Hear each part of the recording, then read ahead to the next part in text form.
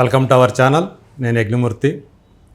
ఈరోజు ఎప్పుడెప్పుడు అని ఎదురు చూస్తున్నటువంటి కల్కి 2898 AD సినిమా మన ముందుకు వచ్చేసింది.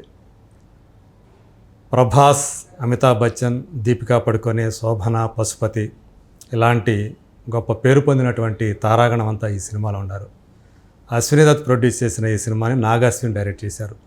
అయితే ఇప్పుడు ఈ సినిమాకి సంబంధించి ఈ సినిమాలో ఉన్న కంటెంట్ గురించి కొంత చర్చ నడుస్తూ ఉంది.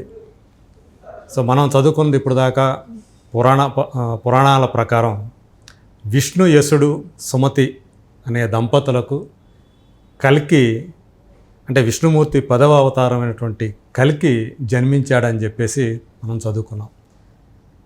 కానీ ఈ సినిమాలో కొంత విరుద్ధంగా ఆ కథని నాగాశ్విన్ చెప్పిన తీరు ఏదైతే ఉందో అది కొంత వివాదాస్పదం కూడా అవుతూ ఉంది. దానికి సంబంధించి మనతో చర్చించడానికి మన ముందు ఇప్పుడు ప్రముఖ జర్నలిస్టు అలాగే విశ్లేషకులు భరద్వాజ్ గారు ఉన్నారు. సో ఆయన ఏమంటారు దీని గురించి ఆయన అడిగి తెలుసుకుందాం. నమస్తే సార్. నమస్తే అండి. సో కల్కి ఎలా ఎవరికి జన్మించాడు ఏంటి అనేది మనం చదువుకున్నది ఒకటి.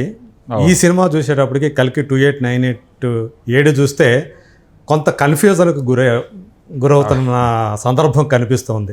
ఎందుకంటే ఆ పాత్ర సుమతి అనే పాత్ర కనిపించింది, కానీ ఆమెకు మొదట పేరు కూడా లేదు. ఆమెని కేవలం ఒక ఆబ్జెక్ట్ కింద మాత్రమే చూపించారు ఈ సినిమాలో. అంటే దర్శకుడు ఊహలో ఏదైతే ఉందో, ఆయన కల్పనలో ఏదైతే ఉందో, అంటే 2898వ సంవత్సరం నాటికి ఇలా ఉంటుంది అని ఆయన ఊహించుకుని ఏదైతే చేశాడో అది మనం చదువుకున్న దానికి చాలా విరుద్ధంగా కనిపిస్తూ ఉంది. దీన్ని మీరేమంటారు?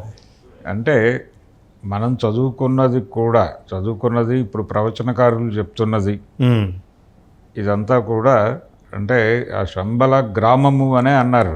అవును, ఇక్కడ ఒక మరో ప్రపంచంలాగా చూపించారు. శంబల గ్రామంలో సుమతి కడుపును ఆయన పుడతాడు అవును అనేది ప్రవచనకారులు చెప్తూనే ఉన్నారు. అది రాసి ఉంది కూడా, చదువుకున్నది కూడా అదే. కాకపోతే దీనిలో కన్ఫ్యూజన్ ఏంటంటే ఇక్కడ మనకి దాదాపుగా కంసుడి తరహాలో ఒక పాత్రను డిజైన్ చేశారు. ఈ కంస పాత్ర ఈ సుప్రీం యాస్కిన్ అనే పాత్ర సుప్రీం యాస్కిన్ అని పెట్టి ఒక క్యారెక్టర్ని డిజైన్ చేసి ఇది కలిపురుషుడా ఏమిటి అనే ఒక అనుమానం కలిగిస్తూ అవును కంసుడి తరహా డిజైన్ నడిచింది.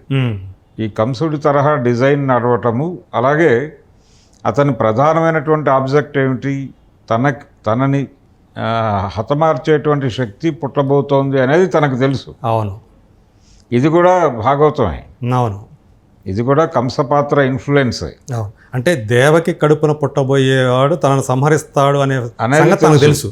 తెలిసి అక్కడ పుట్టిన ప్రతి బిడ్డని చంపడం మొదలవుతుంది. అవును, మొదలైన తర్వాత లేదు అష్టమ గర్భం ద్వారా నీకు ప్రమాదం ఉంది అని చెప్పి తెలిసిన తర్వాత అష్టమ గర్భం కోసం వెయిట్ చేస్తాడు. శరీరవాణి చెప్పిన తర్వాత ఆ మహామాయ పుడుతుంది. దానికంటే ముందే కృష్ణుడిని అక్కడి నుంచి తరలిస్తారు. అవును, వసుదేవుడి ద్వారా అక్కడ యశోద దగ్గరికి తరలించటం ఇదంతా మనకి తెలిసిన కథే. అయితే ఈ కథకి బైబిల్లో క్రీస్తు జననానికి చాలా పోలికలు కనిపిస్తాయి. క్రీస్తు కూడా అంటే మరియా పాత్ర, మేరీ మాతను మనం మేరీ మాత, అవును, మరియమ్మకి పరిశుద్ధాత్మ ద్వారా గర్భం అనేది ఉంటుంది. అక్కడ పరిశుద్ధాత్మ ద్వారా గర్భం ధరించి ఆవిడ అక్కడి నుంచి ఆ దేశంలో శిశువుల్ని చంపేస్తుంటాడు. అక్కడ కూడా ఏ రోజు రాజుకు తెలుసు తనని చంపేవాడు పుట్టబోతున్నాడు అని. తెలిసినప్పుడు చిన్నపిల్లల్ని అంటే గర్భంతో ఉన్నటువంటి మహిళల్ని వెతుకులాట ఇవన్నీ నడుస్తూ ఉంటాయి. ఈ క్రమంలో అక్కడి నుంచి తప్పుకుంటారు వీళ్ళు అతి కష్టం మీద. ఆ తప్పుకునే క్రమంలో ఒక పశువుల పాకలో జన్మిస్తాడు. ఇది బైబిల్ ప్రకారం.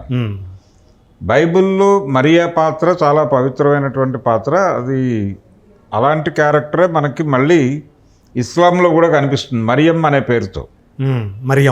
మరియం ఇది కేరళలో చాలామంది పేర్లు చూస్తాం మనం. మరియం అనేటువంటి పేరు అక్కడ ఎక్కువ చలామణిలో ఉంటుంది. ఓకే. కొంచెం ఇస్లాం ఇన్ఫ్లుయెన్స్ ఉన్నటువంటి ఏరియా కాబట్టి మనకి ఇస్లాంలోను అలాగే క్రైస్తవంలోను కలిసే పేర్లు చాలా ఉంటాయి. ఇబ్రహీం, అబ్రహాం ఇలాంటివి. దాన్నే మనం బ్రహ్మ అని లేకపోతే బృహస్పతి అని కూడా మాట్లాడేస్తారు దీంతో దాన్ని కలిపి. ఇలా ఈ 3 మతాలు కూడా మధ్య ఆసియాలోనే పుట్టాయి అనేటువంటిది ఒక చర్చ ఉంది. ఇక్కడ మధ్య ఆసియా నుంచి రకరకాల ప్రాంతాలకు విస్తరించినటువంటి మతాలు. అందుకని వీళ్ళ పవిత్ర గ్రంథాల్లో ఈ పోలికలు ఉన్నాయి అని.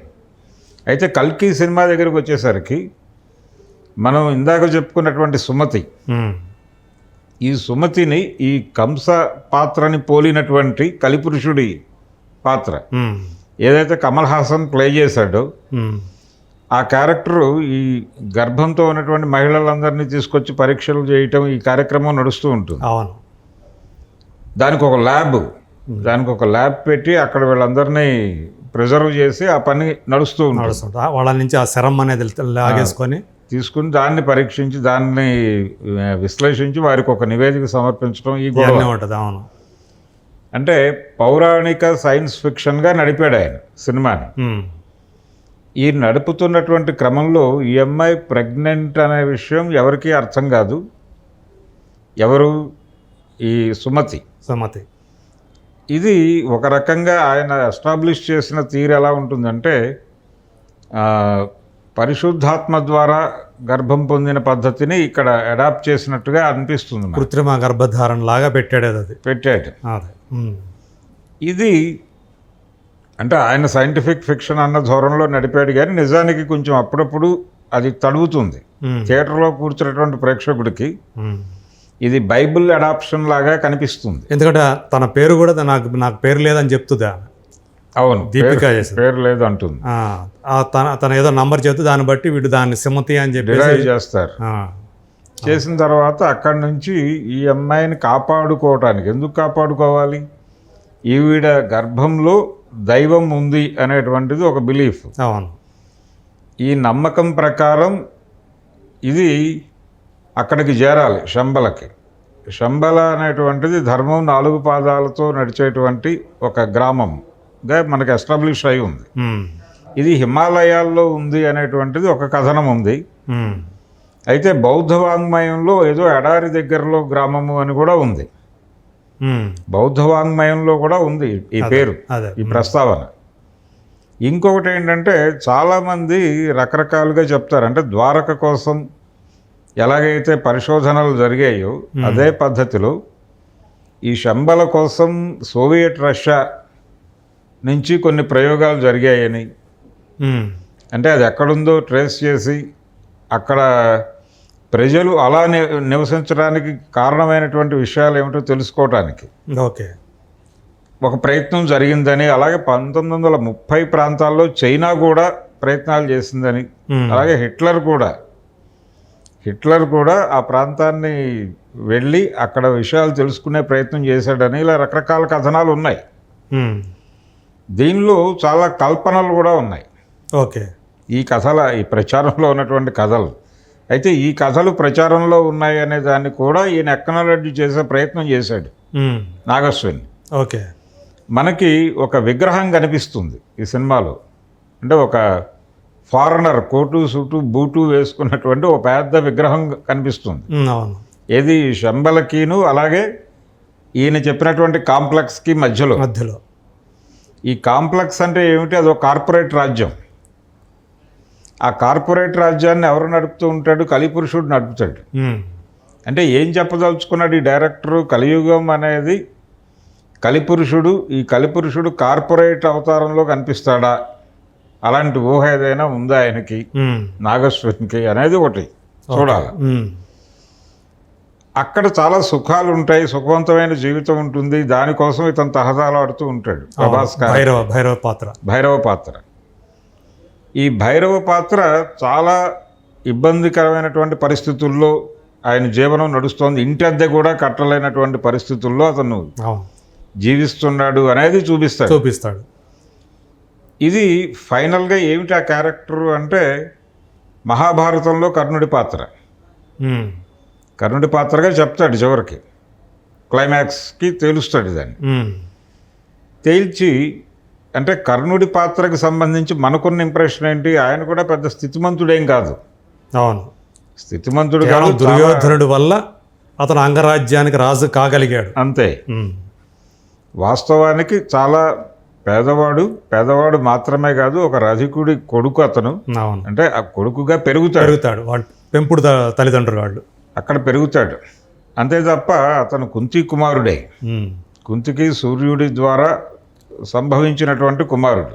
గంగానది నుంచి వచ్చి కొట్టుకొని వచ్చాడు కాబట్టి గాంగేయుడు అన్నారు. గాంగేయుడు అన్నారు. ఇలా రకరకాల పేర్లు, రకరకాల. రాధేయుడు అని కూడా అంటారు. అంటే పెంచిన తల్లి పేరు రాధ అవటం వలన రాధేయుడు అంటారు. ఉమ్. ఏది ఏమైనప్పటికీ అతన్ని దిగువ కులంగానే చూశారు. కుల సమస్య ఉంది అక్కడ, కుల వివక్ష ఉంది. అలాగే స్థితిమంతుడు కాదు, కొంచెం అనార్కిక్గా ఉంటాడు. అనార్కిక్గా ఉండేవాళ్ళ లక్షణాలు కొంచెం ప్రోస్ట్రేట్ కూడా నడుస్తారు వీళ్ళు.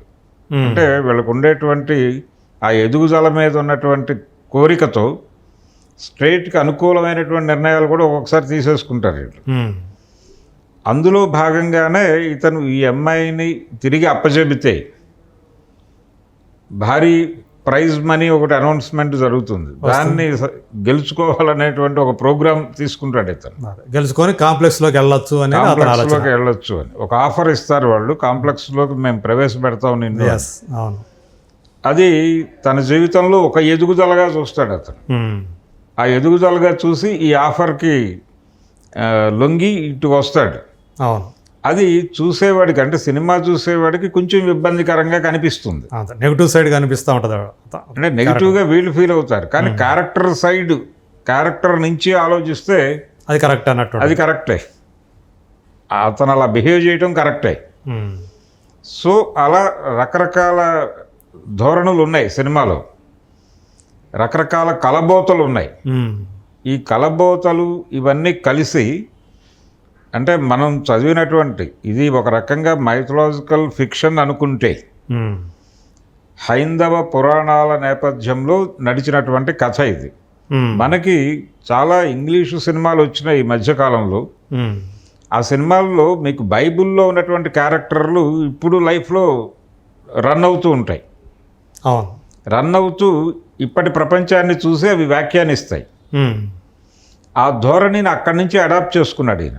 అంటే ఇతను ఒకవేళ ఈ సినిమాని ఒక గ్లోబల్ స్టేజ్ మీదకి తీసుకెళ్తున్నాడు కాబట్టి, సో వాళ్ళందరినీ దృష్టిలో పెట్టుకొని, అంతర్జాతీయ ప్రేక్షకులను దృష్టిలో పెట్టుకొని ఇలా ఈ మరియమ్మ అనే పాత్రను పెట్టడం కానీ, ఆ పాత్రల పేర్లు అవునంటే పెట్టడం కానీ, రాజేంద్ర ప్రసాద్ శంబలలో ప్రధానంగా అక్కడ ప్రజలందరూ ఒక అమ్మదేవతకి, అమ్మదేవత పూజలో ఉన్నారు అన్నట్టుగా ఒక ఎస్టాబ్లిష్మెంట్ ఉంటుంది ఈ సినిమాలో.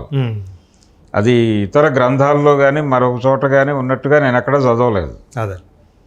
అయితే ఈ సినిమాలో అది ఎస్టాబ్లిష్ చేశాడు ఆయన. మరి శంబాలని కనుక ఎస్టాబ్లిష్ చేసిన వ్యక్తే ఈ పాత్రల్ని, అంటే సుమతి అనే పాత్రని అలా తయారు చేయడంలో అతని ఉద్దేశం ఏమై ఉంటుంది? అంటే సుమతి మాత్రమే కాదండి, అదే నేను చెప్పవస్తుంది ఏంటంటే అక్కడ మరియా అనే ఒక క్యారెక్టర్ని ఇంట్రడ్యూస్ శోభన చేసినటువంటి క్యారెక్టర్.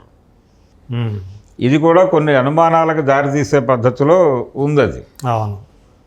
ఇలా ఒక అంటే గ్లోబల్ ఆడియన్స్ని టచ్ చేయటం కోసం ఈ తరహా కల్పన చేశాడా అనేది కూడా కొంతవరకు ఆలోచించదగ్గ విషయమే.